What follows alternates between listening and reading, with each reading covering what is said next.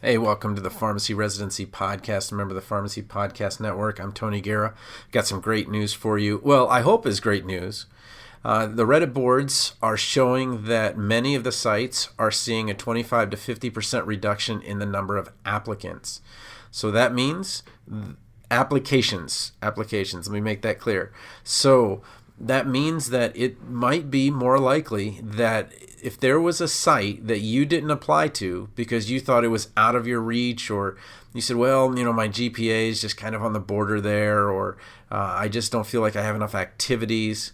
What I'm saying is don't reject yourself and to go for it, to make a compelling story for why you match with the site. Because again, I've seen it over and over again where somebody that has a lower GPA, significantly lower GPA, will beat someone that has a higher GPA because they're just somebody that's easier to get along with.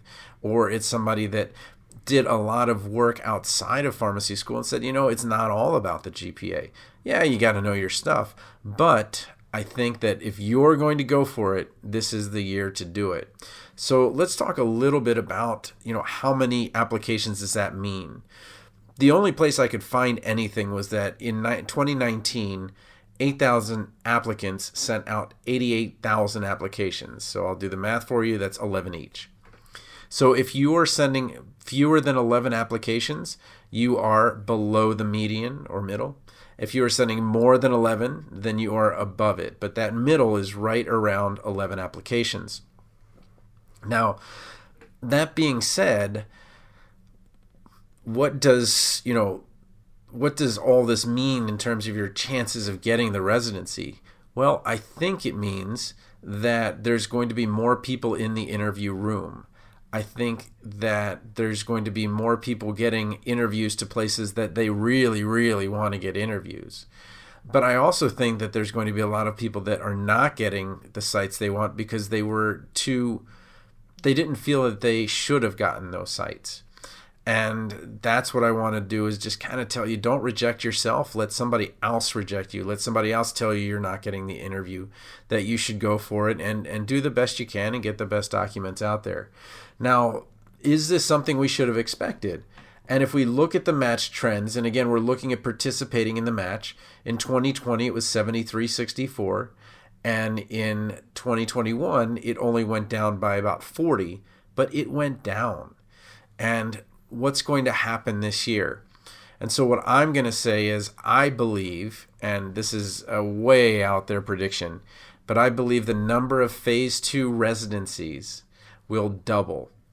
And the reason I say this is because what's going to happen is sites are not just going to hire somebody to make sure they have a resident.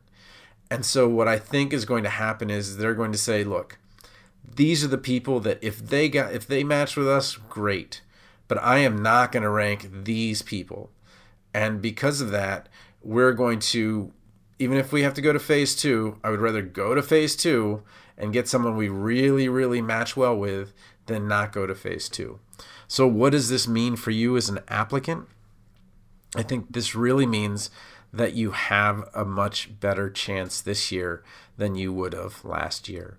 I think that this means that I know you're exhausted. I know you're tired. I talk to you guys every single day, quite literally. Like I'm on email every single day, going back and forth, talking about what we can do to strengthen your letter, to strengthen your CV, to strengthen your application. And honestly, so many times it just comes down to a couple of steps that are a little different than the other people that were going to the UCSF template and said that I want to express my sincere interest, that I was happy to meet you at whatever mid-year or your webinar, and that you kind of mix those, at least at a minimum, kind of mix that around so that it's a much less generic offering. So I don't want to take too much time with this, but just to let you know, there's a low application turnout this year. We won't know until March if we have a low applicant turnout. We'll actually know on March 16th whether that's the case. But what I hope to see is that the blue line and red line get a little closer together. So previously, the number of sites that were, or the number of positions offered was going up kind of linearly, and the number of applicants was going up close to exponentially.